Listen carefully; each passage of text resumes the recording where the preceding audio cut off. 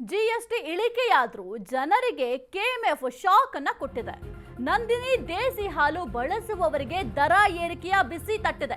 GST ಇಳಿಕೆಯಾದ್ರೂ ಕೂಡ ಜನರಿಗೆ KMF shock ಕೊಟ್ಟಿದೆ.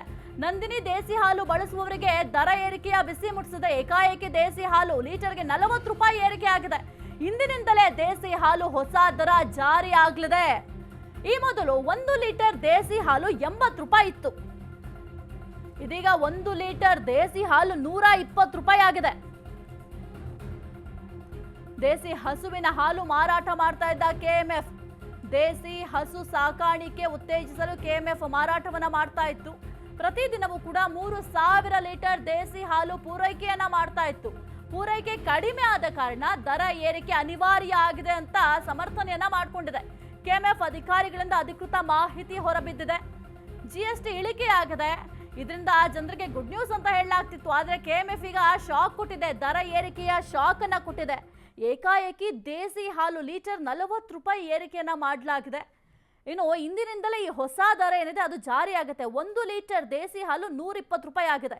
ಈ ಮೊದಲು 40 ರೂಪಾಯಿ ಇತ್ತು 1 ಲೀಟರ್ ಹಾಲು. ಆದ್ರೆ ಈಗ 120 ರೂಪಾಯಿ ಕೊಡಬೇಕಾಗತ್ತೆ ನೀವು.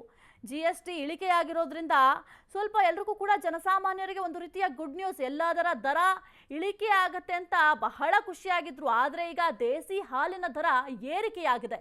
ಕೆಎಂಎಫ್ ಈಗ ಜನಸಾಮಾನ್ಯರಿಗೆ ಶಾಕ್ ಕೊಟ್ಟಿದೆ ಅಂತಾನೆ ಹೇಳಬಹುದು.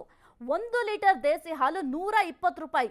ಏಕಾಏಕಿ ದೇಸಿ ಹಾಲಿನ ಲೀಟರ್ 40 ರೂಪಾಯಿಗೆ ಏರಿಕೆ ಮಾಡಲಾಗಿದೆ. ಹಾಗಾದ್ರೆ ಅರ್ಧ ಲೀಟ್ರು ದೇಸಿ ಹಾಲು 60 ರೂಪಾಯಿ ಆಗುತ್ತೆ.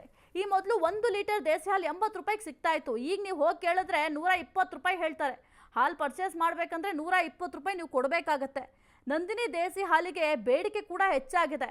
ಈಗ ನಂದಿನಿ ಬ್ರ್ಯಾಂಡ್ ಅನ್ನೋದು ಒಂದು ಬ್ರ್ಯಾಂಡ್ ಆಲ್ರೆಡಿ ಅದು ಕ್ರಿಯೇಟ್ ಮಾಡ್ಕೊಂಡಿದೆ. ಬೆಂಗಳೂರಲ್ಲಿ ಒಂದು ಹಾಲು ತಗೋಬೇಕು ಅಥವಾ ಮೊಸರು ತಗೋಬೇಕಂದ್ರೆ ಅಯ್ಯೋ ನಂದಿನಿ ಬ್ರ್ಯಾಂಡಲ್ಲಿರೋ ಹಾಲು ತಗೊಳ್ಳೋಣ, ನಂದಿನಿ ಬ್ರ್ಯಾಂಡಲ್ಲಿರೋ ಮೊಸರು ತಗೊಳ್ಳೋಣ ಅಂತ ಹೇಳ್ತೀವಿ. ಆದರೆ ಈಗ ಅದನ್ನು ಪರ್ಚೇಸ್ ಮಾಡಬೇಕಂದ್ರೆ ನೀವು ಈಗ 1 to ಡಬಲ್ ಅಂತಲೇ ಹೇಳಬಹುದು.